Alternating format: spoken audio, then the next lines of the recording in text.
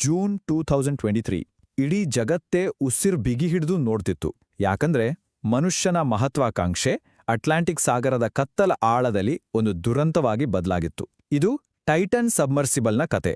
ಇದು ಅನ್ವೇಷಣೆಯ ಅದಮ್ಯ ಬಯಕೆ ಮತ್ತು ಅದರ ಅಪಾಯಕಾರಿ ಮಿತಿಗಳ ಬಗ್ಗೆ ನಮಗೆಲ್ಲ ಒಂದು ಎಚ್ಚರಿಕೆಯ ಗಂಟೆ. 3810 ಮೀಟರ್ಗಳು ಅಂದ್ರೆ ಎಷ್ಟು ಆಳ ಅಂತ ಊಹಿಸ್ಕೊಳ್ಳಿ. ಐತಿಹಾಸಿಕ RMS ಟೈಟಾನಿಕ್ ಹಡಗು ಮುಳುಗಿರುವ ಜಾಗವಿದು.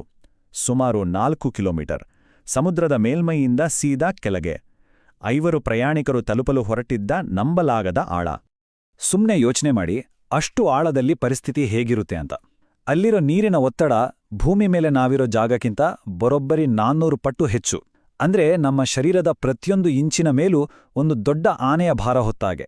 ಇಂಥ ವಾತಾವರಣದಲ್ಲಿ ಒಂದು ಸಣ್ಣ ತಪ್ಪು ಕೂಡ ಸಾವಿಗೆ ಕಾರಣವಾಗ್ಬೋದು.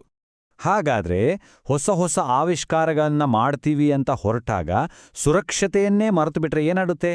ಈ ವಿಶ್ಲೇಷಣೆಯ ಕೇಂದ್ರ ಪ್ರಶ್ನೆನೇ ಇದು. ಬನ್ನಿ ಈ ಕಥೆಯ ಆಳಕ್ಕೆ ಇಳಿದು ನೋಡೋಣ. ಅಲ್ಲಿ ಹೊಸತನ ಮತ್ತು ನಿರ್ಲಕ್ಷ್ಯದ ನಡುವಿನ ಗೆರೆ ಅಳಿಸಿ ಹೋಗಿಟ್ಟು. ಸರಿ, ಕಥೆ ಶುರುವಾಗೋದು ಜೂನ್ 18, 2023ರಂದು 5 ಮಂದಿ ಸಾಹಸಿಗಳು ಅತ್ಯಂತ ದುಬಾರಿ ಮತ್ತು ಅಪಾಯಕಾರಿ ಎನ್ನಬಹುದಾದ ಒಂದು ವಿಶೇಷ ಪ್ರವಾಸಕ್ಕೆ ಹೊರಟಿದ್ರು. ಇದು ಸುಮ್ಮನೆ ಒಂದು ಟ್ರಿಪ್ ಆಗಿರಲಿಲ್ಲ, ಬದಲಿಗೆ ಇತಿಹಾಸದ ಭಾಗವಾಗಿದ್ದ ಟೈಟಾನಿಕ್ ಹಡಗನ್ನ ಕಣ್ಣಾರೆ ನೋಡೋ ಒಂದು ಸುವರ್ಣಾವಕಾಶವಾಗಿತ್ತು. ಇಲ್ಲಿ ಒಂದು ಮುಖ್ಯವಾದ ವಿಷಯವನ್ನ ಸ್ಪಷ್ಟಪಡಿಸ್ತೀನಿ. ಟೈಟನ್ ಇದೆಯಲ್ಲ, ಇದು ಸಬ್ಮರೀನ್, ಅಂದ್ರೆ ಜಲಾಂತರ್ಗಾಮಿ ಅಲ್ಲ. ಇದು ಒಂದು ಸಬ್ಮರ್ಸಿಬಲ್, ಅಂದ್ರೆ ಇದು ತಾನಾಗೇ ಸಮುದ್ರಕ್ಕೆ ಇಳಿದು ವಾಪಸ್ ಬರಕ್ಕಾಗಲ್ಲ. ಇದಕ್ಕೆ ಪೋಲಾರ್ ಪ್ರಿನ್ಸ್ ಅನ್ನೋ ಒಂದು ದೊಡ್ಡ ಹಡಗಿನ ಸಪೋರ್ಟ್ ಬೇಕೇ ಬೇಕು. ಈ ಒಂದು ವ್ಯತ್ಯಾಸ ಈ ಕಥೆಯಲ್ಲಿ ಬಹಳ ಮುಖ್ಯವಾಗುತ್ತೆ. ಓಷನ್ ಗೇಟ್ ಅನ್ನೋ ಕಂಪನಿ ಮತ್ತು ಅದರ CEO ಸ್ಟಾಕ್ಟನ್ ರಶ್ ಟೈಟನ್ ಅನ್ನ ತುಂಬಾನೇ ವಿಶಿಷ್ಟವಾಗಿ ಡಿಸೈನ್ ಮಾಡಿದ್ರು. ಅದರ ಮುಖ್ಯ ಬಾಡಿಯನ್ನ ಕಾರ್ಬನ್ ಫೈಬರ್ನಿಂದ ಮಾಡಲಾಗಿತ್ತು. ಎಲ್ಲಕ್ಕಿಂತ ಆಶ್ಚರ್ಯ ಅಂದ್ರೆ ಅದನ್ನ ಕಂಟ್ರೋಲ್ ಮಾಡ್ತಿದ್ದಿದ್ದು ಒಂದು ವಿಡಿಯೋ ಗೇಮ್ ಕಂಟ್ರೋಲರ್ನಿಂದ. ಇದೆಲ್ಲ ಕೇಳಿದಾಗ ತಂತ್ರಜ್ಞಾನದ ಬಗ್ಗೆ ಒಂದಷ್ಟು ಗಂಭೀರ ಪ್ರಶ್ನೆಗಳು ಹುಟ್ಟೋದು ಸಹಜ. ಅವ್ರು ಇಳಿತಿದ್ದ ಆಳ ಎಂಥದ್ದು ಅಂತ ಗೊತ್ತಾ? ನಾರ್ಮಲ್ ಸ್ಕೂಬಾ ಡೈವರ್ಸ್ ಹೋಗೋ ಜಾಗಕ್ಕಿಂತ 1000 ಅಡಿಗಳಷ್ಟು ಕೆಳಗೆ. ಸೂರ್ಯನ ಬೆಳಕೆ ಬೀಳದ ಒಂದು ಕತ್ತಲ ಲೋಕ ಅದು. ಅಲ್ಲಿನ ಪರಿಸರಕ್ಕೂ ಭೂಮಿ ಮೇಲಿನ ಪರಿಸರಕ್ಕೂ ಅಜಗಜಾಂತರ ವ್ಯತ್ಯಾಸ. ಅಲ್ಲೇ ಇತ್ತು ಟೈಟಾನಿಕ್. ಎಲ್ಲವೂ ಪ್ಲಾನ್ ಪ್ರಕಾರನೇ ನಡೀತಾ ಇತ್ತು ಅನ್ನೋವಾಗ್ಲೇ ಈ ಸಾಹಸದ ಪಯಣ ಒಂದು ದೊಡ್ಡ ಮಿಸ್ಟ್ರಿಯಾಗಿ ಬದಲಾಯಿತು. ಇಲ್ಲಿಂದ ಕಥೆ ಒಂದು ಉದ್ವಿಗ್ನತಿರೂ ಪಡ್ಕೊಳುತ್ತೆ. ಪ್ಲಾನ್ ಪ್ರಕಾರ ಪ್ರತಿ 15 ನಿಮಿಷಕ್ಕೊಮ್ಮೆ ಟೈಟನ್ನಿಂದ ಮೇಲಿರೋ ಹಡಗಿಗೆ ಸಿಗ್ನಲ್ ಬರಬೇಕಿತ್ತು. ಆದರೆ ಆ ದಿನ 1 ಗಂಟೆ 45 ನಿಮಿಷದ ನಂತರ ಸಂಪರ್ಕನೇ ಕಟ್ಟಾಯಿತು. Complete silence. ಏನೋ ತಪ್ಪಾಗಿದೆ ಅಂತ ಆ ಕ್ಷಣದಲ್ಲೇ ಗೊತ್ತಾಯ್ತು. ಆಮೇಲೆ ಶುರುವಾಗಿದ್ದೆ ಸಮಯದ ವಿರುದ್ಧ ಓಟ. ಕೊನೆ ಸಿಗ್ನಲ್ ಸಿಕ್ಕಿದ್ದು ಬೆಳಗ್ಗೆ. ವಾಪಸ್ ಬರಬೇಕಾದ ಟೈಮ್ಗೆ ಬರಲಿಲ್ಲ. ಕಾಯುವಿಕೆ, ಆತಂಕ. ಕೊನೆಗೆ US ಕೋಸ್ಟ್ ಗಾರ್ಡ್ಗೆ ಮಾಹಿತಿ ಹೋಯಿತು. ನೋಡ್ತಿದ್ದ ಹಾಗೆ ಜಗತ್ತಿನ ಅತಿದೊಡ್ಡ ಹುಡುಕಾಟ ಶುರುವಾಯಿತು. 96 ಗಂಟೆಗಳು. ಯಾಕೆ ಈ ನಂಬರ್ ಇಷ್ಟು ಮುಖ್ಯ ಅಂದ್ರೆ, ಆ ಸಬ್ಮರ್ಸಿಬಲ್ ಒಳಗಿದ್ದಿದ್ದು ಅಷ್ಟೇ ಗಂಟೆಗಳ ಆಕ್ಸಿಜನ್, ಅಂದ್ರೆ 4 ದಿನಗಳು. ಅದ್ರೊಳಗೆ ಅದನ್ನ ಪತ್ತೆ ಮಾಡಬೇಕಿತ್ತು. ಟೈಮ್ ಓಡ್ತಾನೇ ಇತ್ತು, ಭರವಸೆ ಕ್ಷೀಣಿಸ್ತಾನೇ ಇತ್ತು. ಇಷ್ಟೆಲ್ಲ ಆತಂಕದ ಮಧ್ಯೆ ಇನ್ನೊಂದು ಶಾಕಿಂಗ್ ವಿಷಯ ಹೊರಬಂತು. ಅದರ ಡೋರನ್ನ ಹೊರಗಡೆಯಿಂದ ಬೋಲ್ಟ್ ಹಾಕಿ ಮುಚ್ಚಿದ್ರು.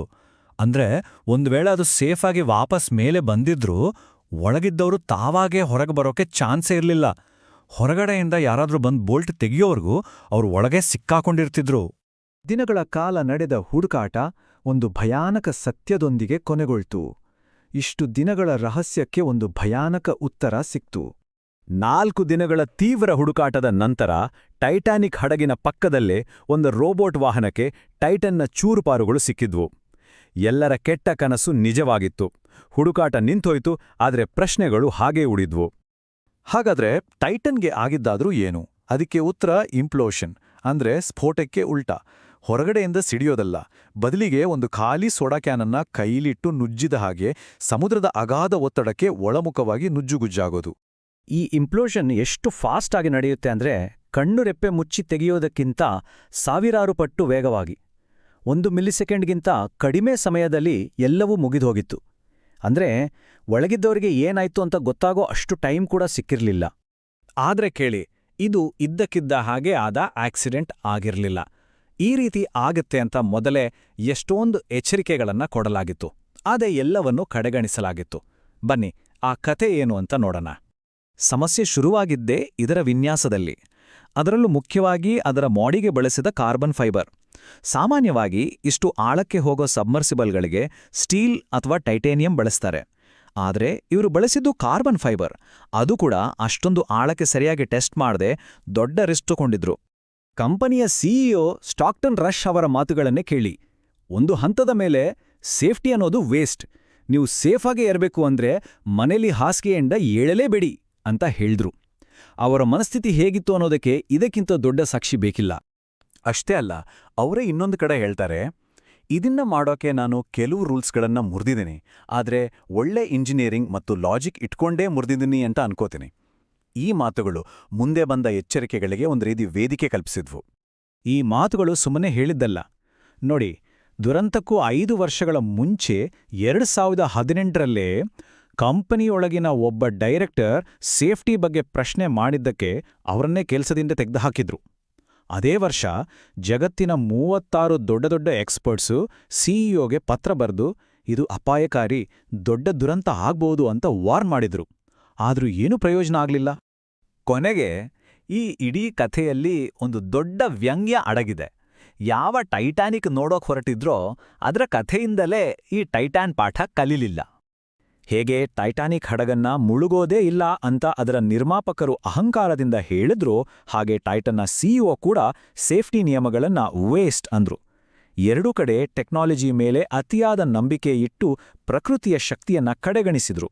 ಪರಿಣಾಮ ದುರಂತ. ಇತಿಹಾಸ ಮತ್ತೆ ಮರುಕಳಿಸಿತು. ಹಾಗಾದ್ರೆ ಈ ಕಥೆ ನಮ್ಮ ಮುಂದೆ ಒಂದು ದೊಡ್ಡ ಪ್ರಶ್ನೆಯನ್ನ ಬಿಟ್ಟು ಹೋಗುತ್ತೆ. ಧೈರ್ಯದಿಂದ ಹೊಸದನ್ನು ಕಂಡಿಡಿಯೋದು ಮತ್ತು ಅಪಾಯಕಾರಿ ನಿರ್ಲಕ್ಷ್ಯ, ಇವೆರಡರ ನಡುವೆ ಇರೋ ಗೆರೆ ಯಾವುದು? ಎಲ್ಲಿದೆ ಆ ಲೈನ್?